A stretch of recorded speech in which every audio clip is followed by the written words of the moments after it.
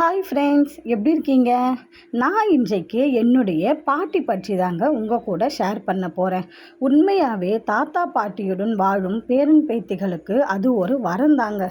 கண்டிக்கிற மாதிரி அன்பை பொழியும் அவங்க தாங்க வாழ்க்கை பாடத்தை சொல்லித்தரவங்க. என்னுடைய பாட்டி பிறப்பால் இந்துவாக இருந்தாலும் படித்ததெல்லாம் கிறிஸ்டியன் கான்வெண்ட்டில் தாங்க.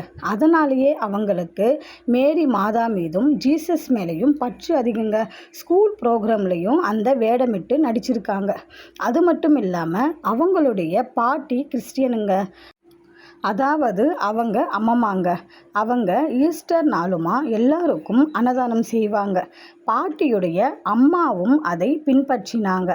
பாட்டியும் வெஜிடபிள் ரைஸ் மற்றும் சிக்கன் கிரேவி செய்து வாழை இலையில் பார்சல் செய்து பஸ் ஸ்டாண்டில் வசிக்கும் தானம் பெறுபவர்களுக்கு, அதாவது அந்த பெயர் எனக்கு சொல்ல கொஞ்சம் கஷ்டமாக இருக்குங்க. விஜய் ஆண்டனி சாருடைய படம் ஞாபகம் வருதாங்க. அவங்களுக்கு எங்கள் சித்தப்பா சைக்கிளில் கொண்டு சென்று கொடுத்து விட்டு வருவாருங்க. மற்றும் நண்பர்களுக்கு சிறு பிள்ளைகளாக இருக்கும் பொழுது நானும் எனது தம்பிகளும் கொடுத்து விட்டு வருவோங்க. அது ஒரு சந்தோஷங்க.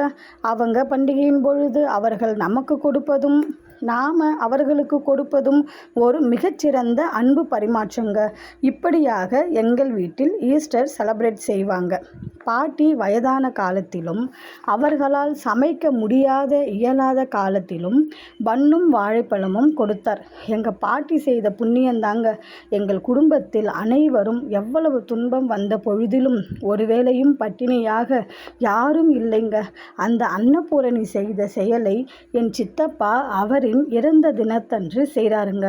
எங்கள் பாட்டி இறந்த தினத்தன்று செய்கிறாருங்க. என் அத்தை ஈஸ்டர் அன்று செய்கிறார். நான் மாதாவையும் ஜீசஸையும் பாட்டியையும் வீட்டில் இன்று வழிபடுவேனுங்க. நாம் ஈஸ்டர் செலப்ரேட் பண்ணுறதுக்கு கிறிஸ்டியனாக இருக்கணும்னு அவசியம் கிடையாதுங்க. எல்லாருமே ஒவ்வொரு காலத்தில் வாழ்ந்த சித்தர்களுங்க. நம்மளுடைய பாவத்தை போக்க வந்த மகான்களுங்க.